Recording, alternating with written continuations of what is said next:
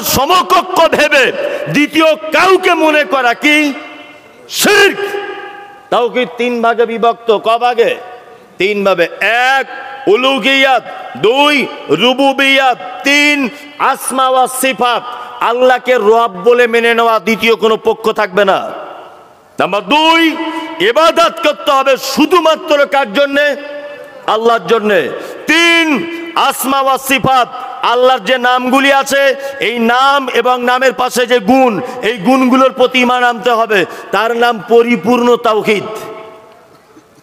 এবার আপনাকে একটা কথা বলছি, আল্লাহর 99টা অনেক নাম, তার মধ্যে 99টা নাম কায়দা বগদাদিতে আছে। এই 99টা নাম আমরা বিশ্বাস করি। কারা কারা কোন হাত তুলুন তো। কই সবাই? সবাই? যে হাত তুলবে না তাহলে সে নিশ্চয় করে না। সবাই তুলুন, এইবারই তো মজা লাগবে। এবার আপনাকে বলছি, তাহলে আল্লাহর নাম বিশ্বাস করেন। ইয়া আল্লাহ, ইয়া রহমান, ইয়া রাহিম, ইয়া মালিক, ইয়া কুদ্দুস, ইয়া জাব্বার, ইয়া ওয়াহাব, ইয়া সালাম, ইয়া মুহাইমিন, ইয়া মুতাকাব্বির। এই নামগুলো আমরা সবাই বিশ্বাস করি। করি না? করি। কিন্তু নামের মানেগুলো বিশ্বাস করি? হ্যাঁ। আচ্ছা, আপনি যখন কোর্টে যখন বিপদে পড়ে যান, বা থানায় যখন কোনো রকমের একটা কাজে বিপদে পড়ে যান, আচ্ছা বলুন তো আপনি কাকে ধরেন? উকিল ধরেন, তাই না? উকিল মানে যেমন হোক করে আপনাকে বাঁচাবে। আপনি মার্ডার করেছেন, উকিল তবুও জজের সামনে বলবে, ইওর অনার, আমার মক্কেল তো সেদিন বাড়ি ছিল না যেদিন মার্ডার হয়। ও বলবেই।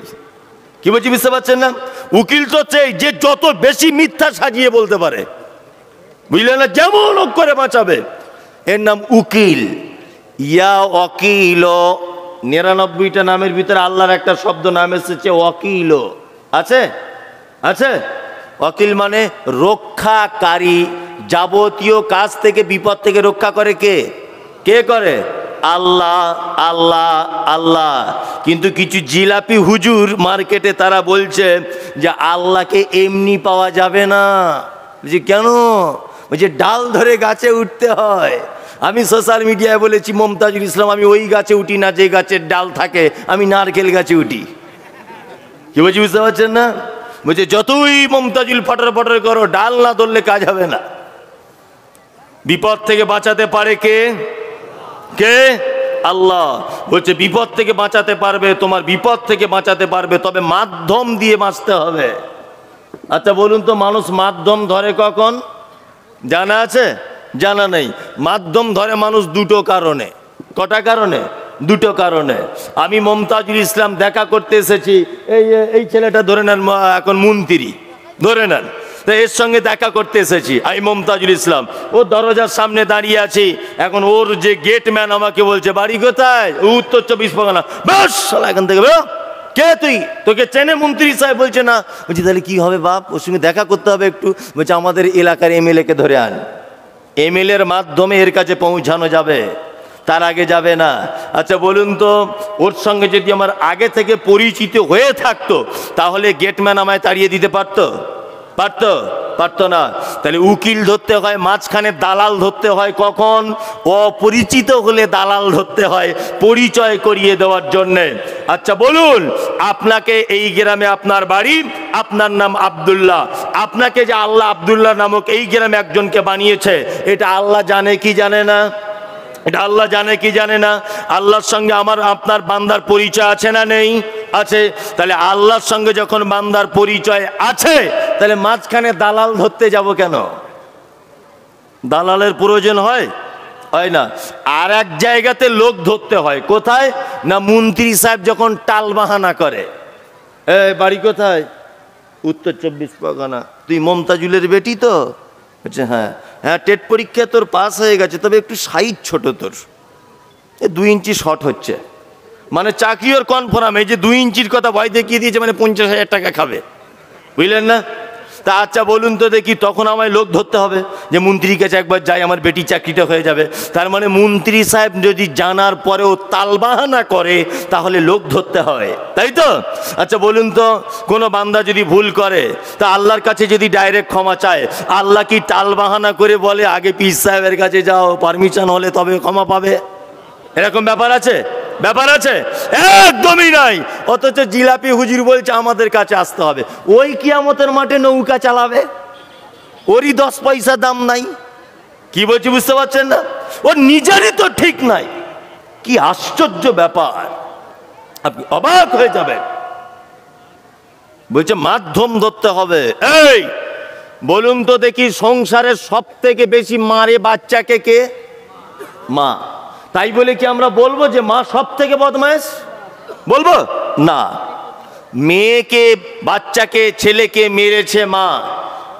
দুপুর বেলাতে বাচ্চাটা কাঁদতে কাঁদতে তার দাদির কাছে গিয়ে বলছে, দাদি তোমায় একটা কথা বলবো। কি বলো না? বলছে মা খুব মেরেছে, একটু দুধ দাও না, একটু খাই। আচ্ছা বলুন তো, দাদির কাছে যদি তার বাচ্চা যদি দুধ চায়, এটা যদি মা দেখতে পায়, তাহলে মা রাগ করবে না মা আনন্দিত হবে? কোনটা? রাগ করবে। যদি অরিজিনাল মা হয়, মা বেটার মাথায় হাত বুলিয়ে দিয়ে বলবে, আব্বু আব্বু তুমি আমাকে একটু মেরেছি বলে আমাকে ভুলে দাদির কাছে চলে গেলে, তুমি আমার কাছেই এসো। মাঝে সাঝে আল্লাহ আমাদেরকে আজাব গজব বিপদ মুসিবত দেয়, দেয় কি দেয় না? দেয় কি দেয় না? দেয়। মা যেমন তার সন্তানকে ভালোবাসে, আর আপনি যদি তার দাদির কাছে দুধ চাইতে যান, মায়ের যেমন রাগ হয়, মা যেমন চাই বেটা মেরিচি তাই কি হয়েছে, একবার আমারই কাছে আয় ডাইরেক্ট, আমি তোকে দুধ দেব, আমি তোকে 10 মাস পেটে রেখেছি।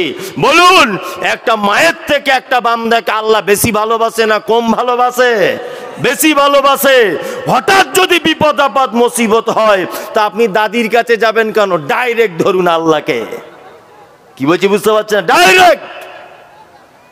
কি আশ্চর্যভাবে মানুষকে বেঈমান বানাচ্ছে।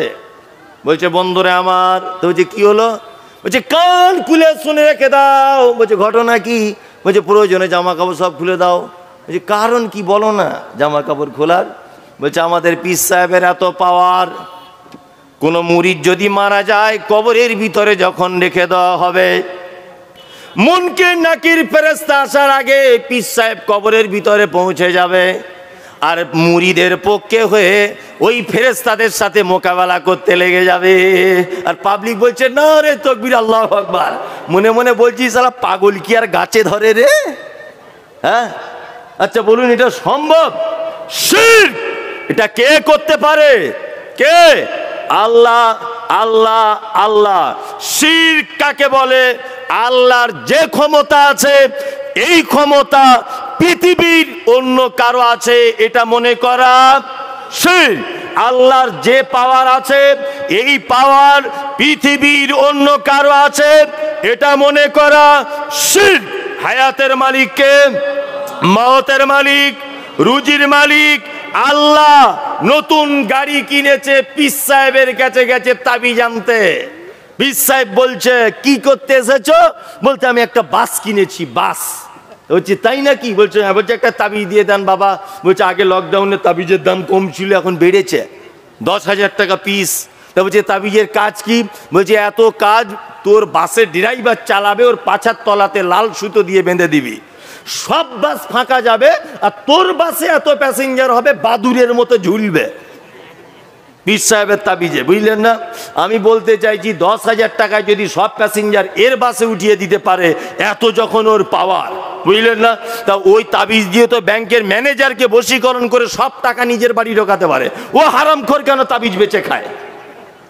হ্যাঁ, ও কেন তাবিজ বেচে খায়? আশ্চর্য ব্যাপার।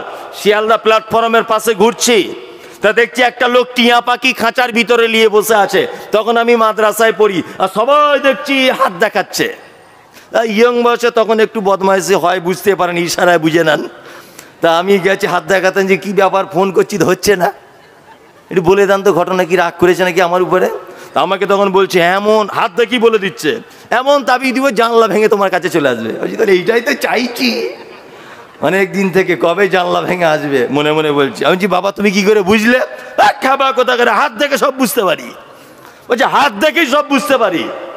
মাদ্রাসায় পড়া ছেলে কত খাতারনাক, কত জানে না।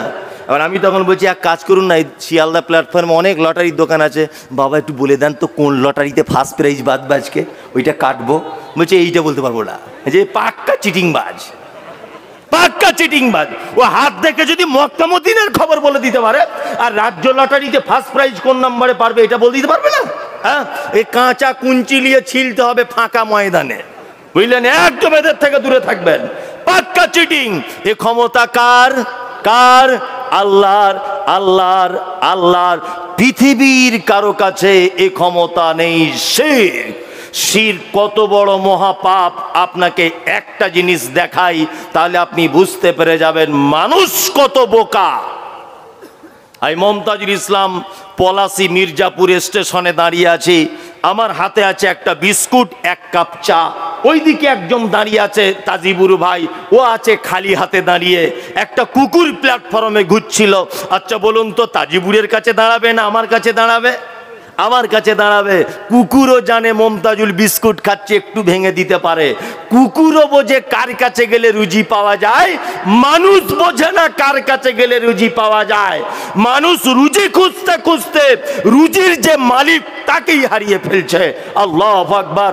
আপনি মাজারগুলোতে যান, মাজারগুলোর বাসে দেখবেন রাস্তার ধারে ভিখারিরা থালা নিয়ে বসে আছে, জীবিত মানুষের কাছে ভিক চাইছে।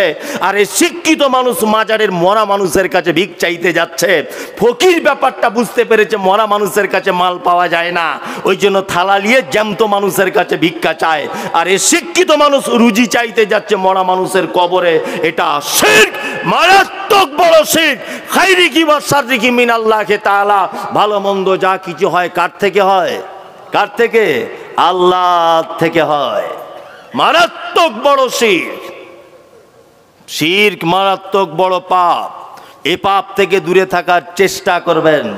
যে আমাদের আহলে হাদিস বলে যারা দাবি করছি, আমরা অনেক সময় শিরকের ভিতরে লিপ্ত আছি। অনেক বিশেষ করে মায়েদেরকে দেখতে পাই না। আযাবান নার। আমিন।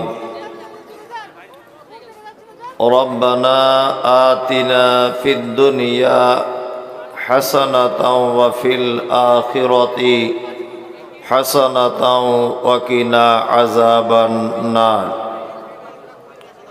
আল্লাহুম্মা সাল্লি আলা মুহাম্মাদিন ওয়া আলা আলি মুহাম্মাদ কামা সাল্লাইতা আলা ইব্রাহিম ওয়া আলা আলি ইব্রাহিম ইন্নাকা হামিদুম মাজিদ। اللهم بارك على محمد وعلى آل محمد كما باركت على إبراهيم وعلى آل إبراهيم إنك حميد مجيد. وقال الله تعالى أعوذ بالله من الشيطان الرجيم وَإِذْ قَالَ لُقْمَانُ لِابْنِهِ وَهُوَ يَعِظُهُ يَا بُنَيَّ لَا تُشْرِكْ بِاللَّهِ إِنَّ الشِّرْكَ لَظُلْمٌ عَظِيمٌ. وَقَالَ اللَّهُ تَعَالَى يَا أَيُّهَا الَّذِينَ آمَنُوا قُوا أَنفُسَكُمْ وَأَهْلِيكُمْ نَارًا وَقُودُهَا النَّاسُ وَالْحِجَارَةُ أُعِدَّتْ لِلْكَافِرِينَ. সমস্ত প্রশংসা আল্লাহর জন্য, যিনি আমাদেরকে এক মাদ্রাসা কেন্দ্রিক আলোচনা সভাতে বসে হাদিস এবং কোরআন শোনার তৌফিক দান করেছেন। সংক্ষিপ্ত আকারে সকলেই একবার বলি আলহামদুলিল্লাহ। অতঃপর বিশ্ববরেণ্য নেতা, বহিপ্লবিক প্রণেতা সৈয়দুল মুরসালিন খাতামুন নবিয়্যিন নবী মুহাম্মদ রাসূলুল্লাহ সাল্লাল্লাহু আলাইহি ওয়াসাল্লামের উপর অজস্র দরুদ শান্তির ধারায় বর্ষিত হোক। আল্লাহুম্মা আমিন, আল্লাহুম্মা সাল্লি আলাইহি। আজকের জলসার সুযোগ্য নির্বাচিত যোগ্যতম সভাপতি, মাদ্রাসা কর্তৃপক্ষ, বিজ্ঞাপিত অবিজ্ঞাপিত ওলামায়ে কেরাম, বিভিন্ন অতিথিবৃন্দ, শ্রোতা হিসেবে যারা এসেছেন, চলে গেছেন, আসছেন, নারী পুরুষ আবাল বৃদ্ধ বনিতা নির্বিশেষে সকলকে জানাচ্ছি আন্তরিক শুভেচ্ছা, ভালোবাসা, মোবারকবাদ, ধন্যবাদ, সাধুবাদ, স্নেহাশিস যথাক্রমে শ্রেণীগতভাবে। আলহামদুলিল্লাহ, আপনারা এতক্ষণ পর্যন্ত বিভিন্ন ওলামায়ে কেরামদের মুখ থেকে অনেক মূল্যবান কথা শুনেছেন। আমিও এসেছি আপনাদের কাছে খুব অল্প সময়ের জন্যে কিছু কথা আলোচনা রাখব ইনশাআল্লাহ বল আজিজ। তবে এটা দেখতে ভালো লাগবে আরও, এই জন্যে বলছি, বাধ্য নয়, হুকুমও নয়, আদেশও নয়। যারা একটু দাঁড়িয়ে আছেন বসে যান, কোরআনের মজলিস, যদি ভালো মনে করেন তাহলে বসুন, আর যদি আপনি দাঁড়ানোটাকেই ভালো মনে করেন আপনি দাঁড়িয়ে থাকুন, আমার আপত্তি নেই। তবে দেখতে একটু ভালো লাগতো, কোরআনের কথা হবে তো, এই জন্য একটু বসুন। শীতের দিনে চেপে চেপে বসে যান, আল্লাহ রহম করবে। বসুন বসুন ভাই, বসুন, মেহরবানি করে বসে যান, কথা শুনতে হয়, বসে যান। ধর্মীয় কথায় কোরআনের কথা দাঁড়িয়ে শুনলে একটা কেমন লাগে, মেহরবানি করে একটু বসে যান।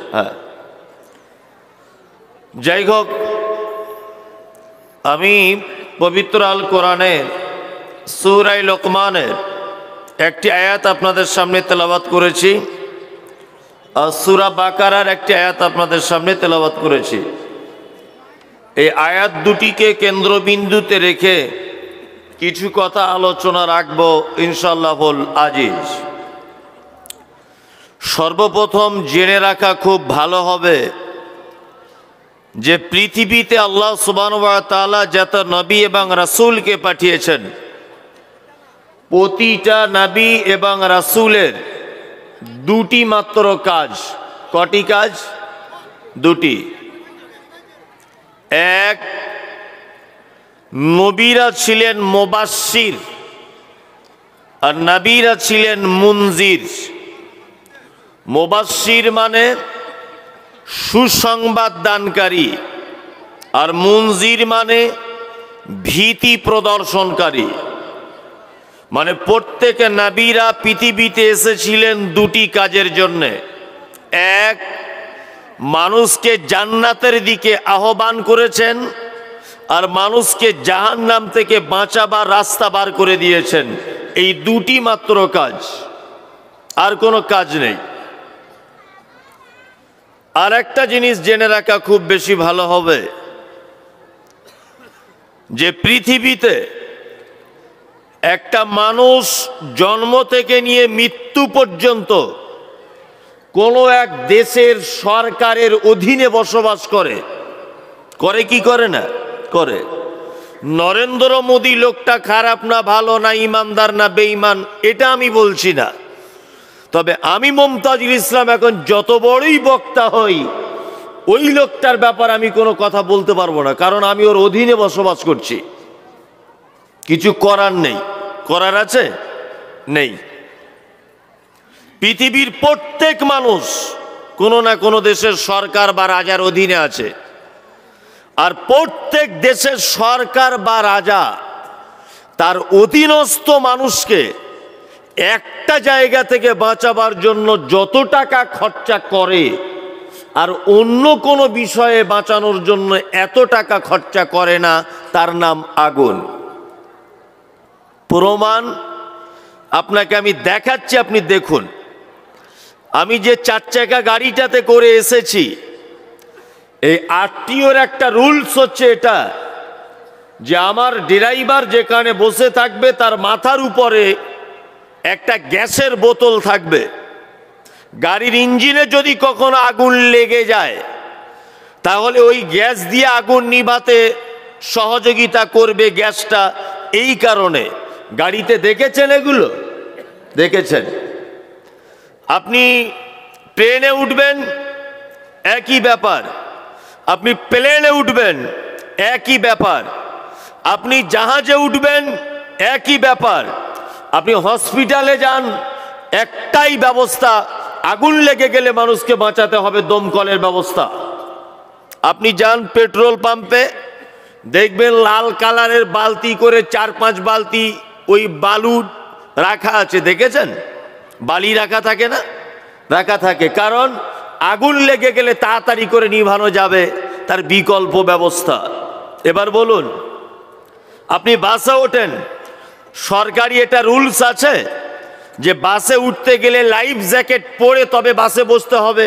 না জানি বাসটা কোনোদিন যদি নদীতে পড়ে যায়, তাহলে সাঁতার কাটতে না জানলে তুমি ওই লাইফ জ্যাকেটের সাহায্যে বেঁচে যাবে, এরকম ব্যবস্থা আছে বাসে? ট্রেনে আছে? নেই। লাইফ জ্যাকেট শুধুমাত্র কোথায় ব্যবহার হয়? জাহাজে।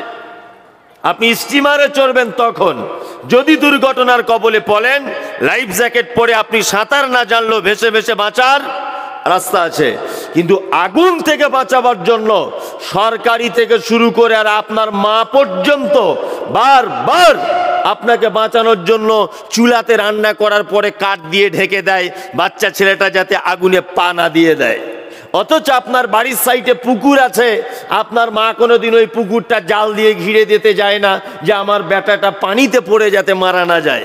কথাগুলো বলছি বাস্তব না অবাস্তব? তার মানে সারা পৃথিবীতে মানুষ জাতিকে এবং পৃথিবীর প্রত্যেক প্রাণীকে আগুন থেকে বাঁচাবার জন্য সরকারিভাবে কঠোরভাবে ব্যবস্থা নেওয়া হয়েছে। ঠিক তদ্রূপ আল্লাহ সুবহানাহু ওয়া তাআলা আমার আপনার মতোই গুনাহগার মানুষগুলিকে জাহান্নাম থেকে বাঁচাবার জন্য একটা দুটো নয়, 1 লক্ষ মতান্তরে 24,000 নবী এবং রসুলকে দিয়ে শুধুমাত্র আগুন থেকে সতর্ক করেছে। তোমরা নবীদের কথা শুনে আগুন থেকে বেঁচে যাও, তোমরা ঈমান আরো আগুন থেকে বেঁচে যাও, তোমরা পিতামাতার সেবা করো, আগুন থেকে বেঁচে যাও, তোমরা ভালো কাজ করো, আগুন থেকে বেঁচে যাও, তোমরা রোজা পালন করো, আগুন থেকে বাঁচো, তোমরা নামাজ পড়ো, আগুন থেকে বাঁচো। কিছুই যদি করতে না পারো, নবীজি বলেছেন ইত্তাকুন নার ওয়ালা বিশিক্কি তামারিন, তোমরা খাজুর যেটা খাও, ওই খাজুর খাবার পরে যে আঁঠিটা থাকে, ওই আঁঠিটা আল্লাহর রাস্তায় দান করে দাও, ওর বিনিময়ে জাহান্নাম থেকে বাঁচো। সুবহানাল্লাহটা কাল কি বলবেন যদি টাইম না থাকে? আজকে বলতে হবে বলে মনে হয়? এটা যদি পীর সাহেবদের জলসা হতো, এতক্ষণ প্যান্ডেল ফেটে যেত, বুঝলেন না? আর উজানি পীরের যদি হতো, তাহলে স্টেজ ওই কি এই ছেলেটার নাম বলছে তাজিবুর, ওর মাথাটা সব রক্ত বার হয়ে যেত জিকিরের ঠেলায়, বুঝলেন না? কেউ তাল গাছে উঠে যাচ্ছে, কেউ ড্যান্স করছে, বুঝলেন না? এইসব হতো। কিন্তু আমরা আহলে হাদিস বলে দাবি করি, আমাদের কিছু স্বভাব চরিত্র খুব খারাপ, বুঝলেন না? শীতকালে বসে আছেন কেন? একটা এত বড় কথা শুনে একটু ঠোঁটটা হিলিয়ে বলা যায় না যে সুবহানাল্লাহ আলহামদুলিল্লাহ? এটা তো একটা জিকির, বলা যায় না? এগুলো কখন আলেম ওলামারা বলবে তারপরে?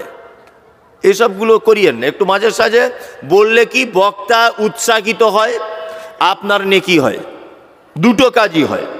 বক্তারও জোশ বাড়ে আর আপনারও কি হয়, নেকি হয়। প্রত্যেক কাজের কিছু কিছু গদ্য পদ্য কবিতা বলতে হয়। আগেকার দিনে দেখবেন ওই যখন বাড়িতে কল বসাতে আসতো, এরকম করে মাত্র আর একজনা কি সব ছন্দ করে করে বলতো, সবাই মিলে বলতো। দেখবেন গাড়িতে যখন কাঠ তোলে তখন বলে না, তোলে? তার মানে কেন বলে? জোশ বাড়াবার জন্যে, জোশ বাড়াবার জন্যে। তা বক্তাদের জোশ বাড়াতে গেলে বাংলাদেশে যেতে হবে। কত জোশ পারিস লিয়েলে, আমাদের এখানে জোশ নেই। যে কথা বলতে চাইছি, জাহান্নাম থেকে আপনি বা আপনার পরিবারকে কি করতে হবে? বাঁচাতে হবে। আল্লাহ সুবহানাহু ওয়া তাআলা এইবার কোরআন মাজিদে বলছেন, ইয়া আইয়ুহাল্লাযীনা আমানু কু আনফুসাকুম ওয়া আহলিকুম নারা। এই তোমরা যারা ঈমান এনেছো, শুনে নাও, তোমরা নিজে জাহান্নাম থেকে বাঁচো, তোমার পরিবারকে জাহান্নামের আগুন থেকে বাঁচাও। নিশ্চয়ই এর ইন্ধন হবে মানুষ আর পাথর। এটা আল্লাহর ভাষা, এর আল্লাহর ভাষা, তাই তো? এইবার আপনাকে একটা মজার কথা বলে দিচ্ছি, শুনে রেখে দেন। পরিবার বলতে কাকে বোঝায় এটা জানতে হবে। এমন একটা জায়গায় যেখানে আপনার বাপ থাকবে, যেখানে আপনার বেটা থাকবে, যেখানে আপনার মা থাকবে, যেখানে আপনার বেটি থাকবে, যেখানে আপনার স্ত্রী থাকবে, এই 5 জনকে নিয়ে একটা পরিবার। কি বলছি বুঝতে পারছেন? তাহলে আপনি নিজে বাঁচুন, আপনার পরিবারকে জাহান্নামের আগুন থেকে কি করুন? বাঁচান। কেমন করে বাঁচাবেন? অনেক বাপ আছে বলতে শুনেছি, কি আর বলবো, এত বলা বলছি, ছেলে কথাই শুনে না। বলছে কি বলছে না? ছেলে কথাই শোনে না। বাহ, খুব ভালো বুদ্ধি তো। চৈত্র মাসের প্রখর রোদ্দুরে টিনের চালের যাদের বাড়ি হয়, আপনার 4 বছরের একটা বাচ্চাকে যদি খালি পায়ে দুপুর বেলাতে ওই চালের উপরে যদি শুইয়ে দেওয়া হয়, আচ্ছা বলুন তো, আপনি বাপ হয়ে এ দৃশ্য নিজে চোখে দেখে মেনে নিতে পারবেন? পারবেন? তাহলে টিনের চালের আগুনের থেকে জাহান্নামের আগুনের তেজ কম না বেশি? বেশি। তা আপনার সামনে যেদিন আপনার বেটাকে জাহান্নামে ফেলা হবে, আপনি সেদিন মানবেন কি করে? মানবেন কি করে? মানা যাবে? যাবে না। তাহলে এখন থেকে আপনাকে গার্ড করতে হবে, আপনার পরিবারকে গার্ড করতে হবে। এই গার্ড কি দিয়ে করবেন? কোন পদ্ধতিতে আপনার বেটা বেটি, আপনার স্ত্রীকে, আপনার পরিবারকে জাহান্নাম থেকে বাঁচাবার প্রথম পদক্ষেপটা কি, এইটা আপনাদের সামনে বলবো। এবার আপনাদেরকে একটা কথা বলে রাখছি, জাহান্নাম থেকে বাঁচাবার পরিবারকে প্রথম পদক্ষেপ কি এটা বলছি। কোরআনে একটা লোকের নাম এসেছে, তার নাম লোকমান। নাম শুনেছেন? লোকমান নবী ছিল? নবী ছিল। বাড়ি কোথায় জানেন? জানেন না? আমাদের মাদানী সাহেব আছেন, খুব আমার আপনজন মানুষ। ওনার পাশের গ্রামে আমার মাদ্রাসা আছে, তো ওই জন্য খুব পরিচিত। ওই 2-3 দিন আগে ওনার বাড়িতে গিয়েছিলাম। তা খুবই পরিচিত মানুষ। ওনার কাছেও জিজ্ঞেস করবেন এটা, যে মমতাজুল সাহেব একটা ছোট মৌলভী সাহেব বলে গেছে, কথাটা কতটা সত্য কতটা মিথ্যা। পবিত্র আল কোরআনে অনেক মানুষের নাম এসেছে যারা নবীও ছিলেন না, রাসূলও ছিলেন না। যেমন আবুল আহাব নবী রাসূল ছিলেন, বরঞ্চ ইসলামের শত্রু, চরম শত্রু। ফেরাউন ইসলামের চরম শত্রু। হামান ইসলামের চরম শত্রু। কারুন ইসলামের চরম শত্রু। আল্লাহ এদের নাম কোরআন মাজিদে দিয়েছেন। আর কিছু ভালো মানুষের নাম দিয়েছেন, তাদের নামে কি, তারা নবীও নন, রাসূলও নন। মারিয়াম আলাইহিস সালাম, আব্বার নাম ইমরান, কোরআনে আছে? আছে? ইনি কি ছিলেন? নবী রাসূল কেউ ছিলেন? জানা নেই। আমরা একটা লোকের নাম শুনি, খিজির আলাইহিস সালাম। হযরতে খিজির নাম শুনেছেন? উনি নবী ছিলেন না, উনি নবী ছিলেন না। আর একজন মানুষের নাম বলছি, ওনার নাম লোকমান। লোকমান, ইনি নবী ছিলেন না। লোকটার বাড়ি কোথায়? লোকটার বাড়ি হচ্ছে, যারা জেনারেল শিক্ষিত ভাইরা আছেন আপনারা জানেন যে সারা পৃথিবীর দুর্ভিক্ষের মহাদেশ বলা হয় দক্ষিণ আফ্রিকাকে, তাই তো? দক্ষিণ আফ্রিকা। এই দক্ষিণ আফ্রিকার একটি শহরের নাম হচ্ছে হাবাসা। এই হাবাসা শহরে জন্মগ্রহণ করেছিলেন লোকমান হাকিম। বর্তমান যে জায়গাটার নাম ইথিওপিয়া, এই ইথিওপিয়াতে জন্মগ্রহণ করেছেন। নবী রাসূল কেউ ছিলেন না, একজন খুব আল্লাহওয়ালা মানুষ এবং প্রজ্ঞা অর্থাৎ জ্ঞানী মানুষ ছিলেন। আল্লাহ সুবহানাহু ওয়া তাআলা জ্ঞানটাকে এত পছন্দ করেছেন যে এনার নাম দিয়ে কোরআন একটা সূরা বর্ণনা করে দিয়েছেন। আল্লাহু আকবার। দেখতে কেমন ছিল লোকটার? দেখতে ছিল ঠোঁটটা খুব মোটা, কালো কুচকুচে কাকের মতো কালো, বেঠে লোক, চওড়া মানুষ ছিলেন, মানে চ্যাপ্টা টাইপের একটু। জি, এই রকম মানুষ ছিলেন। আল্লাহ তার নাম কোরআনে লিপিবদ্ধ করেছেন। তার মানে বোঝা গেল মানুষের সম্মান তার বংশ মর্যাদার কারণে হয় না, মানুষের সম্মান টাকার কারণে হয় না, মানুষের সম্মান আল্লাহর নিকটে কিসের কারণে? কিসের কারণে? আল্লাহ ভীতি আর শিক্ষার কারণে, তাই তো? আল্লাহ এত মর্যাদা দিয়েছেন যে তাকের নাম কোরআনে তো শুধু দেননি, কোরআনে তার নামে একটা সূরা পর্যন্ত অবতীর্ণ করে দিয়েছেন। আল্লাহু আকবার। আপনি অবাক হয়ে যাবেন। আমরা শিক্ষিত মানুষদের সম্মান করি? করি শিক্ষিত মানুষদের সম্মান? কে বলেছে? এলাকায় যত দায়িত্বপ্রাপ্ত মানুষ আছেন খোঁজ নিয়ে দেখুন তো কটা শিক্ষিত মানুষ আছে? আছে? নাই। সব দেখবেন অশিক্ষিত নির্বোধ মানুষেরা। হ্যাঁ, তাদের কিছু টাকা হয়েছে, কিছু টাকা হয়েছে, তাদের সব দায়িত্ব দিয়ে রেখে দিয়েছে। আজকে পশ্চিম বাংলার মাদ্রাসাগুলির এত অধঃপতন কেন জানেন? ব্যাকগ্রাউন্ডে একটা কথা বলে দিই। সারা পশ্চিম বাংলার মাদ্রাসার এই অবস্থা কেন, আর মিশনের এই অবস্থা কেন? আল্লাহর কসম, আপনার সঙ্গে আমার পরিচিত নেই, আপনার আমি শত্রু নয়, আমি মমতাজুল ইসলাম। আমার ছোট থেকে একটু জবানটা কাটা, এটা সোশ্যাল মিডিয়া তো আপনারা দেখেন। আল্লাহ পবিত্র কোরআন মাজিদের ভিতরে বলছেন, কুল হাল ইয়াস্তাবিল্লাযীনা ইয়ালামুনা ওয়াল্লাযীনা লা ইয়ালামুন। এই যারা কোরআন জানে আর যারা কোরআন জানে না, এরা দুজন সমান? সমান? সমান নয়। আল্লাহ পবিত্র কোরআনে বলছেন, কুল হাল ইয়াস্তাবিল আমা ওয়াল বাসীর ওয়াজ যুলুমাতি ওয়ান নূর। যারা কোরআন জানে তারা চক্ষুওয়ালা লোক, যারা কোরআন জানে না তারা অন্ধ লোক। ভালো করে বুঝবেন। এইবার আপনাদেরকে একটা কথা বলি। আচ্ছা বলুন তো দেখি, কোন অন্ধ লোকের হাতে যদি লাইট দেন যে চোখওয়ালা লোকটা রাস্তা দেখাও, এই অন্ধ লোকের পক্ষে এটা সম্ভব? সম্ভব? সম্ভব নয়।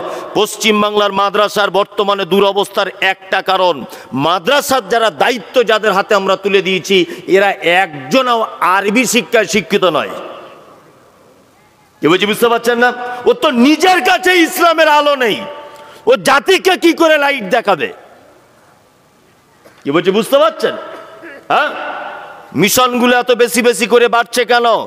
মিশনগুলো বাড়ছে তার একটা কারণ, মিশন যারা তৈরি করছে এরা আরবি লাইনের ছাত্র নয়, এরা ওই লাইনেরই ছাত্র, এই জন্য ডেভেলপ করতে পারছে। আর আমরা মাদ্রাসার সেক্রেটারি কেসিয়ার করেছি স্কুলে হেডমাস্টারকে, আরবি সম্পর্কে ওনার কোনো জ্ঞান নেই। কোন বছরে কোন সিলেবাস পড়াতে হয়, কোন আলেমকে দিয়ে কোন কেতাবটা পড়লে বেশি ভালো হবে ছাত্রের, এই জ্ঞান আছে ওনার? আচ্ছা বলুন, নেই। অথচ এই কথা বললে বলবে যে আপনি মনে হয় বদমায়েশ লোক। আমি বদমায়েশ লোক না, আমার ঠোঁট খারাপ।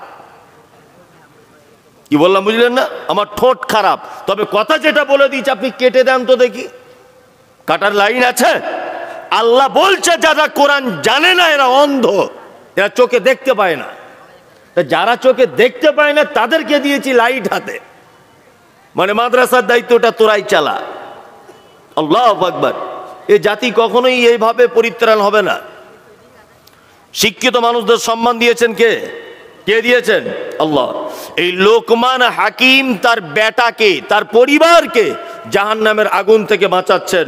তার পরিবারকে জাহান্নামের আগুন থেকে বাঁচাতে গিয়ে সর্বপ্রথম যে পদক্ষেপ গ্রহণ করলেন, সেই পদক্ষেপটা হচ্ছে এই, বেটা, ইয়া বুনাইয়া, হে বেটা, তুমি কখনো শিরক করো না।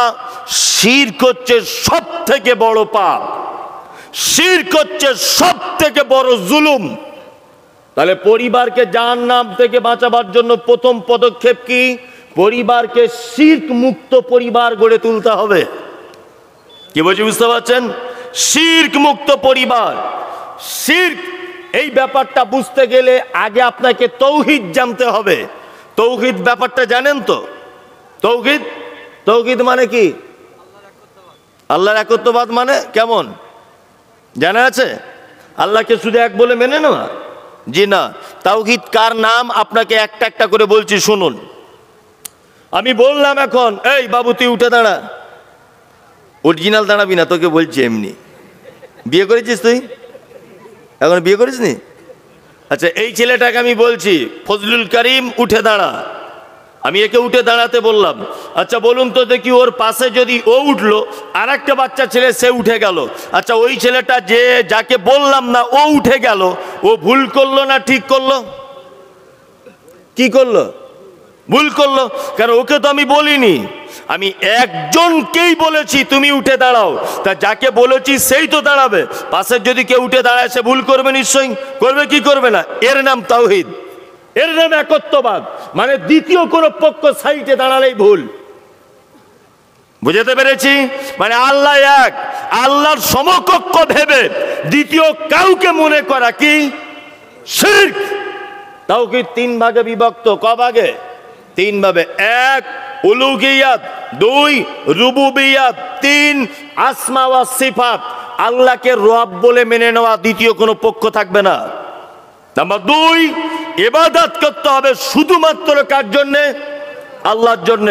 3 আসমা ওয়া সিফাত, আল্লাহর যে নামগুলি আছে এই নাম এবং নামের পাশে যে গুণ, এই গুণগুলোর প্রতি ঈমান আনতে হবে।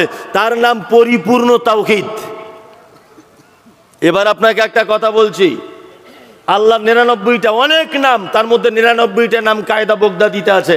এই 99টা নাম আমরা বিশ্বাস করি। কারা কারা কোন হাত তুলুন তো। কই সবাই? সবাই যে হাত তুলবে না তাহলে সে নিশ্চয় করে না। সবাই তুলুন, এইবারই তো মজা লাগবে। এবার আপনাকে বলছি, তাহলে আল্লাহর নাম বিশ্বাস করেন। ইয়া আল্লাহ, ইয়া রহমান, ইয়া রাহিম, ইয়া মালিক, ইয়া কুদ্দুস, ইয়া জাব্বার, ইয়া ওয়াহাব, ইয়া সালাম, ইয়া মুহাইমিন, ইয়া মুতাকাব্বির। এই নামগুলো আমরা সবাই বিশ্বাস করি, করি না? করি। কিন্তু নামের মানেগুলো বিশ্বাস করি? হ্যাঁ। আচ্ছা, আপনি যখন কোর্টে যখন বিপদে পড়ে যান বা থানায় যখন কোনো রকমের একটা কাজে বিপদে পড়ে যান, আচ্ছা বলুন তো আপনি কাকে ধরেন? উকিল ধরেন, তাই না? উকিল মানে যেমন হোক করে আপনাকে বাঁচাবে। আপনি মার্ডার করেছেন, উকিল তবুও জজের সামনে বলবে, ইওর অনার, আমার মক্কেল তো সেদিন বাড়ি ছিল না যেদিন মার্ডার হয়। ও বলবেই।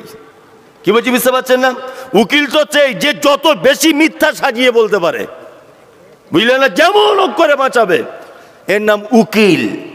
ইয়া ওয়াকিল, 99টা নামের ভিতরে আল্লাহর একটা শব্দ নাম এসেছে ওয়াকিল। আছে? আছে? ওয়াকিল মানে রক্ষাকারী, যাবতীয় কাজ থেকে বিপদ থেকে রক্ষা করে কে? কে করে? আল্লাহ, আল্লাহ, আল্লাহ। কিন্তু কিছু জিলাপি হুজুর মার্কেটে তারা বলছে যে আল্লাহকে এমনি পাওয়া যাবে না। বুঝি কেন? বলছে ডাল ধরে গাছে উঠতে হয়। আমি সোশ্যাল মিডিয়ায় বলেছি, মমতাজুল ইসলাম, আমি ওই গাছে উঠি না যে গাছের ডাল থাকে, আমি নারকেল গাছে উঠি। কি বলছি বুঝতে পারছেন না? বলছে যতই মমতাজুল ফটর ফটর করো, ডাল না ধরলে কাজ হবে না। বিপদ থেকে বাঁচাতে পারে কে? কে? আল্লাহ। বলছে বিপদ থেকে বাঁচাতে পারবে, তোমার বিপদ থেকে বাঁচাতে পারবে, তবে মাধ্যম দিয়ে বাঁচতে হবে। আচ্ছা বলুন তো, মানুষ মাধ্যম ধরে কখন? জানা আছে? জানা নেই। মাধ্যম ধরে মানুষ দুটো কারণে। কটা কারণে? দুটো কারণে। আমি মমতাজুল ইসলাম দেখা করতে এসেছি, এই ছেলেটা ধরে নেন এখন মন্ত্রী, ধরে নেন, তো এর সঙ্গে দেখা করতে এসেছি আমি মমতাজুল ইসলাম। ও দরজার সামনে দাঁড়িয়ে আছি, এখন ওর যে গেটম্যান আমাকে বলছে বাড়ি কোথায়? উত্তর 24 পরগনা। বেশ, এখান থেকে বেরো। কে তুই? তোকে চেনে মন্ত্রী সাহেব? বলছে না। বলছি তাহলে কি হবে বাপ, ওর সঙ্গে দেখা করতে হবে একটু। বলছে আমাদের এলাকার এমএলএ কে ধরে আন। এমএলএর মাধ্যমে এর কাছে পৌঁছানো যাবে, তার আগে যাবে না। আচ্ছা বলুন তো, ওর সঙ্গে যদি আমার আগে থেকে পরিচিত হয়ে থাকতো তাহলে গেটম্যান আমায় তাড়িয়ে দিতে পারতো? পারতো? পারতো না। তাহলে উকিল ধরতে হয় মাঝখানে, দালাল ধরতে হয় কখন? অপরিচিত হলে দালাল ধরতে হয় পরিচয় করিয়ে দেওয়ার জন্যে। আচ্ছা বলুন, আপনাকে এই গ্রামে আপনার বাড়ি, আপনার নাম আব্দুল্লাহ, আপনাকে যে আল্লাহ আব্দুল্লাহ নামক এই গ্রামে একজনকে বানিয়েছে, এটা আল্লাহ জানে কি জানে না? এটা আল্লাহ জানে কি জানে না? আল্লাহর সঙ্গে আমার আপনার বান্দার পরিচয় আছে না নেই? আছে। তাহলে আল্লাহর সঙ্গে যখন বান্দার পরিচয় আছে, তাহলে মাঝখানে দালাল ধরতে যাব কেন? দালালের প্রয়োজন হয়? হয় না। আর এক জায়গাতে লোক ধরতে হয়, কোথায় না? মন্ত্রী সাহেব যখন টাল বাহানা করে, বাড়ি কোথায়? উত্তর 24 পরগনা। তুই মমতাজুলের বেটি তো? বলছে হ্যাঁ। হ্যাঁ, টেট পরীক্ষা তোর পাস হয়ে গেছে, তবে একটু সাইজ ছোট, তোর 2 ইঞ্চি শর্ট হচ্ছে। মানে চাকরি ওর কনফার্ম। এই যে 2 ইঞ্চির কথা ভয় দেখিয়ে দিয়েছে, মানে 50,000 টাকা খাবে, বুঝলেন না? তা আচ্ছা বলুন তো দেখি, তখন আমায় লোক ধরতে হবে যে মন্ত্রীর কাছে একবার যাই, আমার বেটির চাকরিটা হয়ে যাবে। তার মানে মন্ত্রী সাহেব যদি জানার পরেও তালবাহানা করে তাহলে লোক ধরতে হয়, তাই তো? আচ্ছা বলুন তো, কোনো বান্দা যদি ভুল করে তা আল্লাহর কাছে যদি ডাইরেক্ট ক্ষমা চায়, আল্লাহ কি টালবাহানা করে বলে আগে পীর সাহেবের কাছে যাও, পারমিশন হলে তবে ক্ষমা পাবে? এরকম ব্যাপার আছে? ব্যাপার আছে? একদমই নাই। অথচ জিলাপি হুজুর বলছে আমাদের কাছে আসতে হবে। ওই কিয়ামতের মাঠে নৌকা চালাবে, ওরই 10 পয়সা দাম নাই। কি বলছি বুঝতে পারছেন না? ওর নিজেরই তো ঠিক নাই। কি আশ্চর্য ব্যাপার, আপনি অবাক হয়ে যাবেন। বলছে মাধ্যম ধরতে হবে। এই বলুন তো দেখি, সংসারের সব থেকে বেশি মারে বাচ্চাকে কে?